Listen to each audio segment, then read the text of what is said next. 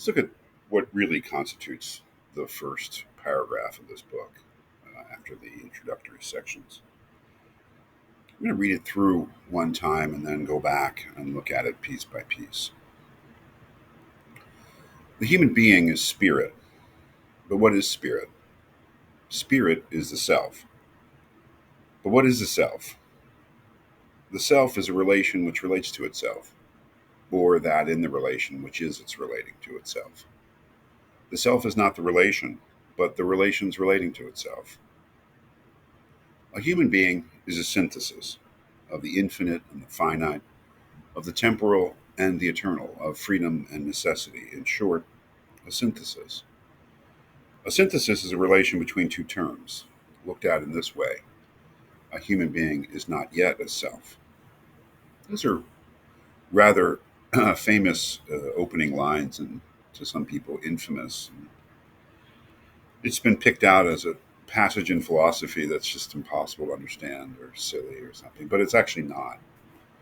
It all makes sense once we sort of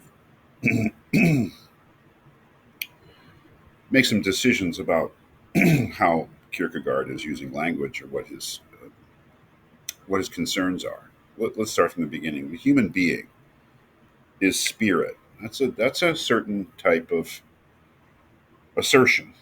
You and I, we human beings, we are not bodies. We are not mere psychological assemblies. We are spirit.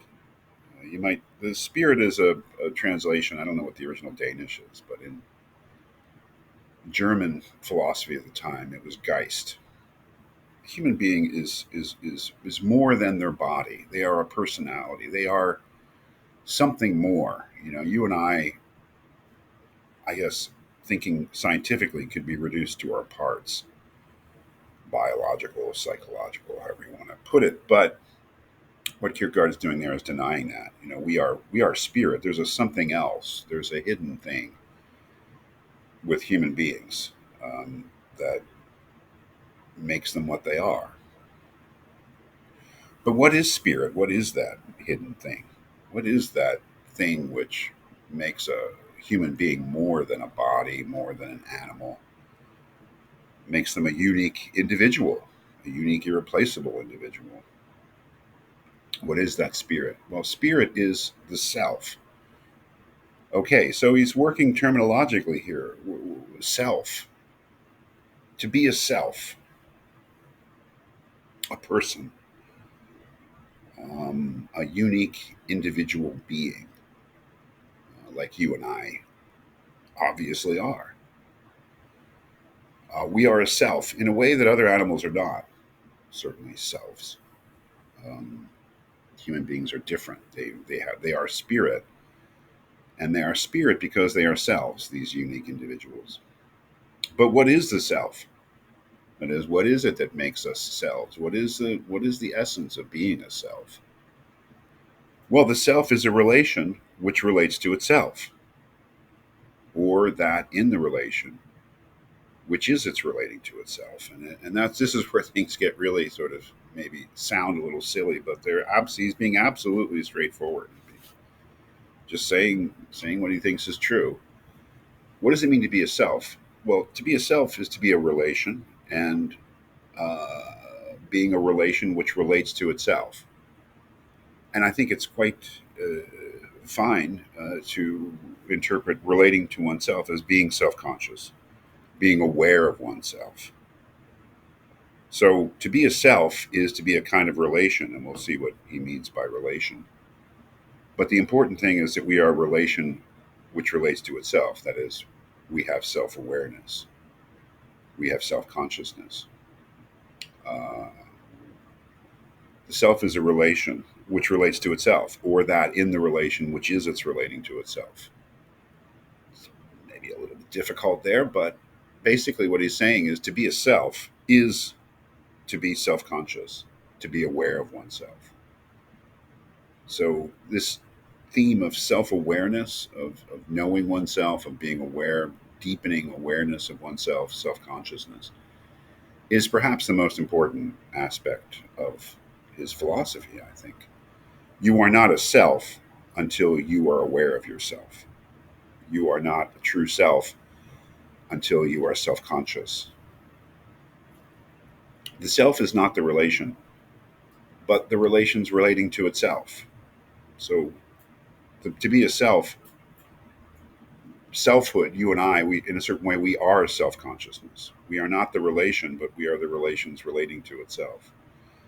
But it may be, it hasn't really explained what it means to be a relation, but then he goes ahead and does that. He says a human being is a synthesis. Now, a synthesis is a putting together of things, right? Synthesizing, putting things together. You and I, we are a putting together of different things. What are those different things? A synthesis of the infinite and the finite. That is, the finite is that which has boundaries, which is essentially the body. The infinite is the mind. Of the temporal, that is that which is in time, again, physical, biological, and the eternal, mind, I suppose, of freedom and necessity. Now, necessity would be the physical, the thing that doesn't have free choice, which is determined by the laws of nature, as opposed to freedom, which is freedom of, only a rational creature is free. So the relation is between these two different things, the two different sides of us. And that's very traditional. Right? I mean, Plato thought that way. We had the rational part, and then we had the desires, which is essentially the part of us that is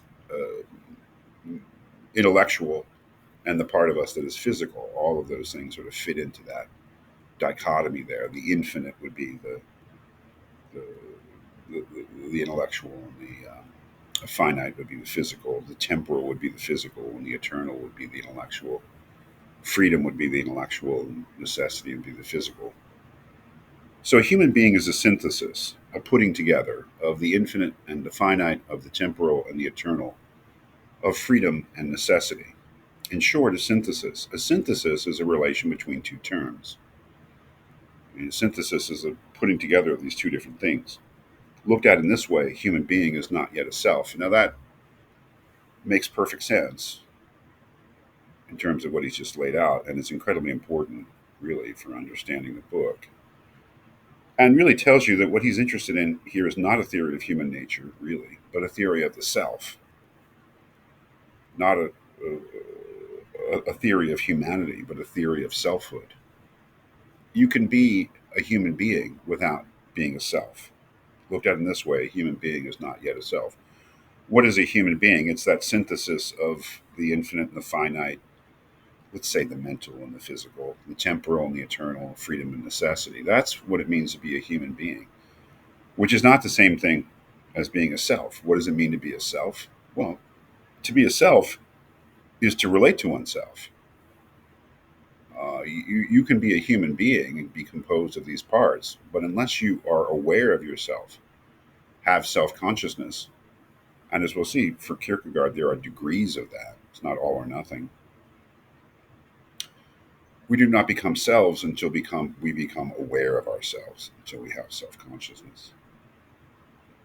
So there is a distinction between being a human being and being a self, and the distinction is self consciousness. So I have heard many people make fun of this opening of Sickness Unto Death over the years, and that's because they don't know what they're talking about. It not only makes sense, it seems like it might actually be true.